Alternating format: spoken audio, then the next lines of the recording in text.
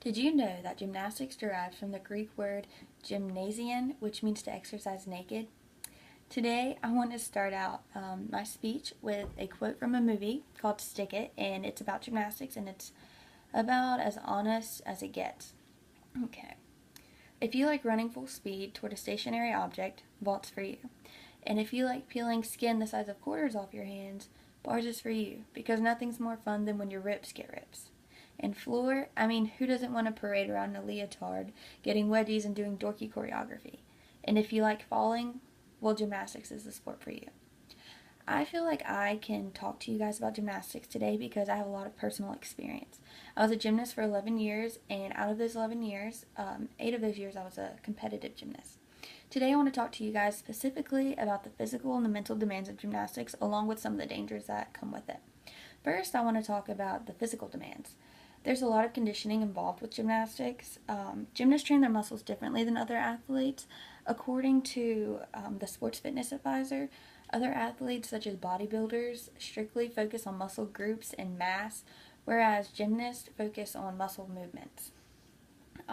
It's very important to be strong as a gymnast, but the conditioning that gymnasts do isn't really based on the muscle and the strength they get out of it. It's more about the movements done during the exercise that trains the muscles and helps with muscle memory. Gymnasts require every muscle group in the body to be able to work in a synergy. 95% of the time, one skill leads right into another in every routine with bars, beam, and floor. The transitioning between the skills are very important. Once that momentum is built up, it's very important that those transitions aren't interrupted or anything like that. If that momentum, all that power built up, gets interrupted, it's really hard to control yourself, so that's a disaster waiting to happen.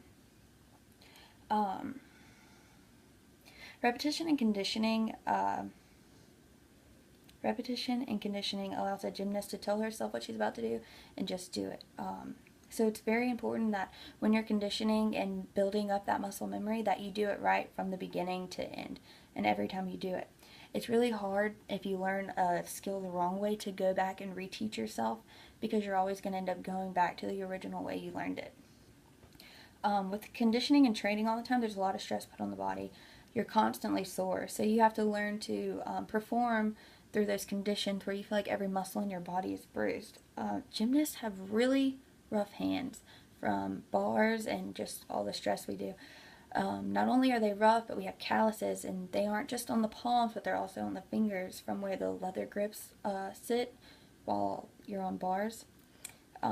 Sometimes those calluses turn into blisters, and the blisters, whenever they peel off, not only do you have the skin, the raw skin under it, it's also accompanied by blood, and those are what gymnasts refer to as rips. Secondly, I want to talk to you about some of the mental aspects of gymnastics. All the skills that gymnasts do are very dangerous and challenging, and I want you guys to close your eyes right now and imagine this: that you're standing on a 4-inch wide beam, and it's 4 feet off the ground, and it's only 16 feet long. Now, while you're standing there, your feet are one in front of the other because they won't fit side by side. Now imagine jumping backwards and having your hands land on the beam and hoping they're close enough to support your body. And then right after your hands hit, your feet have to hit. Hopefully you jump back in a straight line. If one foot makes the beam and the other doesn't, that's not good. And if both feet miss, that's really not good. And if you split the beam, that's as bad as it gets. Simple skills such as back handsprings, what you just imagined, a lot of things can go wrong. Naturally, you're going to tell yourself not to do this, put yourself in these kinds of situations. It's a natural instinct to keep yourself out of danger, but gymnasts overcome this fear every day, and they do it for fun. According to Dr. Joe and Sue Massimo, gymnastics is about 90% mental and only 10% physical. Gymnastics is stressful, and it's hard to constantly push yourself to do crazy things and to try to perfect all these skills just to go to a competition to where you're judged and told how much you're still doing wrong. A gymnast is constantly striving for perfection, that perfect 10.0 score. Gymnasts are probably the strongest mentally group of athletes there are.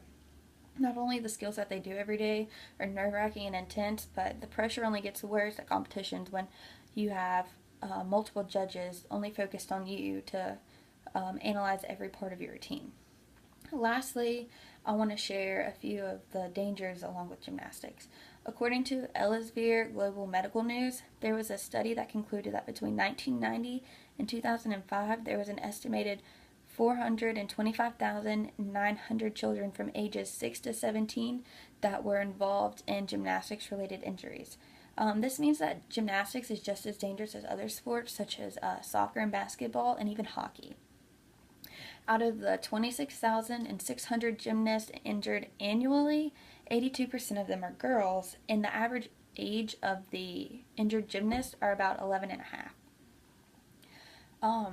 It's very important to not play around with gymnastics. It's a very serious sport, and the smallest mess-ups can cause really bad injuries. Gymnasts are injured all the time at practice, even with all the equipment and the coaches and the right trainers. ABC News did a report on a 15-year-old in 2012 who was at gymnastics practice on the uneven bars and fell on her neck, and she is now paralyzed for the rest of her life. Gymnastics should be done in a professional setting with the right equipment and trainers. I strongly advise people to not play around with really big gymnastics skills at home or anywhere besides a gym, because if things like that can happen in the proper setting, imagine what could happen if you're at home or somewhere playing around. In conclusion, I want to remind you all that the purpose of my speech today was to talk to you guys about the physical and the mental demands of gymnastics along with some of the dangers. I discussed all of them, and I feel like I could because I've experienced them all personally throughout my gymnastics career. Next time you see gymnastics on TV or you see your son or daughter doing little flips, I hope you remember that there's a lot of time and effort put into that. And also, those little flips now could turn into something dangerous later. I'm going to share with you a quote from Shawn Johnson, who is an Olympic gymnast. She says that everything about your movements and precision and timing, that's what gymnastics is about. I want you to remember that gymnastics is more than just flips and leotards. It's about working your way through pain and controlling your emotions. I hope that everyone can take something away from my speech today, and I hope y'all enjoyed this topic as much as I did.